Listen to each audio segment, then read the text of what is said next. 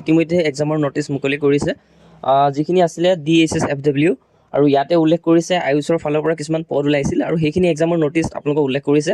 আৰু এতিয়া এটা কথা, আমাৰ DHSৰ হেল্থ এডুকেটৰ এনেধৰণে বিভিন্ন ধৰণৰ পদ কেইটামান আছিলে 191টা পোষ্টৰ।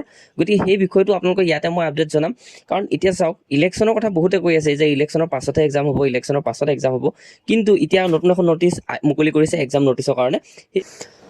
আৰু লগতে আপোনালোকে এই নটিচখন পাবৰ কাৰণে ইয়ালৈ আহিব, ইয়াতে আপুনি আহি অফিচিয়েল ৱেবছাইটৰ লাষ্টতে ইণ্টাৰভিউ শ্বেডিউল বুলি এনেধৰণে পাব, তাতে ক্লিক কৰিব, অৰ্থাৎ 5 তাৰিখ 2 মাহ 2026 এই নটিচখন ৰিলিজ কৰিছে। এতিয়া নটিচখন আমি ডাউনলোড কৰিবলৈ হ'লে ইয়াতে ক্লিক কৰিলোঁ, আৰু ক্লিক কৰাৰ লগে লগে এনেধৰণে আমাৰ নটিচখন ডাউনলোড হ'ব। ইয়াতে এইখন হৈছে নটিচখন, ইয়াতে যদি আমি ক্লিক কৰোঁ নটিচখন আমাৰ ডাউনলোড হ'ব। আৰু ইয়াতে উল্লেখ কৰিছে যিখিনি আয়ুষৰ কাৰণে। এতিয়া আমাৰ DSSৰ কাৰণে আমি বিশেষকৈ ভাবি আছোঁ যে DSSৰ এক্সামনো কেতিয়া হ'ব। এতিয়া চাওক, ইলেকশ্যনৰ পাছত হ'ব বুলি বহুতে কৈ আছে, হয় ঠিক আছে ইলেকশ্যনৰ পাছত হ'ব, কিন্তু এই এক্সামখিনি কিয় ইলেকশ্যনৰ আগত হৈছে সেইটো এটা ভাবি চাওক আপোনালোকে।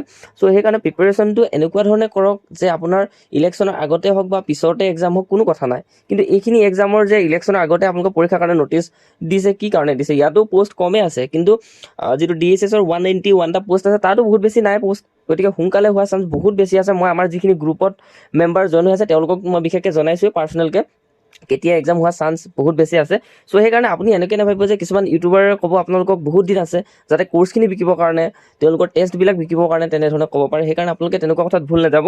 আমি এছপাৰেণ্ট হিচাপে আমাৰ পঢ়াটো লক্ষ্য হয়, গতিকে প্ৰিপেৰেশ্যনটো আমি ষ্টাৰ্ট কৰি যাব লাগে। এক্সাম নটিচ কেতিয়া আহে কেতিয়া নাহে তো আমাৰ ভাবিবও নালাগে। চ' সেইকাৰণে যিসকলে এইকেইটা পোষ্টত এপ্লাই কৰিছিলে তেওঁলোকৰ কাৰণে ইণ্টাৰভিউৰ কাৰণে ডেট উল্লেখ কৰিছে, যিখিনি আছিলে ষ্টেট প্ৰগ্ৰেম মেনেজাৰ, লগতে কনচালটেণ্ট HR SPMU, আৰু লগতে কনচালটেণ্ট SPMU, লগতে ইয়াতে যদি ফাইনেন্স মেনেজাৰ, এনেধৰণে consultant health and wellness centre, এনেধৰণে বিভিন্ন ধৰণৰ পোষ্ট আছিলে এইখিনি।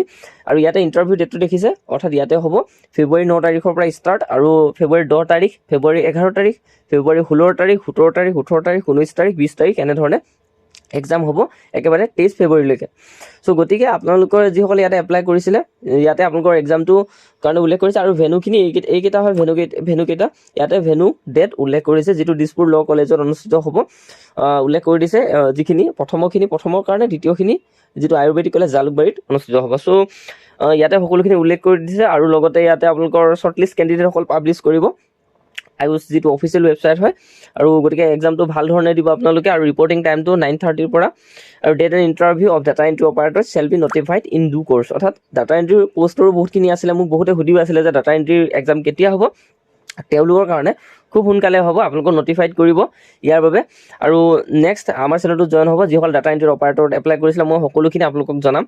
আৰু ইয়াতে সকলোৱে উল্লেখ কৰি দিছে DSSFW ফালৰ পৰা, গতিকে DSSৰ এক্সামবিলাক কিন্তু ৰিক্ৰুইটমেণ্টবিলাক আগবঢ়াই নিছে। চ' সেইকাৰণে মই কৈছোঁ আপোনালোকক DSSৰ এক্সামছ হোৱাৰ চান্স বহুত বেছি আছে। কিন্তু ইয়াতো এটা কথা যে ইয়াত যদি একেবাৰে 9 তাৰিখৰ পৰা 23 তাৰিখলৈকে যদি এক্সামে হয়, DSSটোতো পাছলৈ যাবগৈ নেকি? আমাৰ যিখিনি 191টা পোষ্ট আছিলে তেনেকুৱা নহয়, ইয়াৰ ৰিক্ৰুইটমেণ্টটো একদম কম হয়। এটা নিৰ্দিষ্ট ভেনুতহে এই এক্সামটো হৈছে, কিন্তু DSSৰ এক্সামটো বিভিন্ন ধৰণৰ ডিষ্ট্ৰিক্টত হ'ব। চ' সেইকাৰণে ডেটখিনিৰ লগত কথা নাই, ফেব্ৰুৱাৰীত হোৱাৰ চান্স বহুত বেছি আছে। যদিহে ফেব্ৰুৱাৰীত নহয়, আমাৰ প্ৰিপেৰেশ্যনটোতো এটলিষ্ট ভাল ধৰণে চলি থাকিব, ৰেপিড ৰিভিজন চলি থাকিব।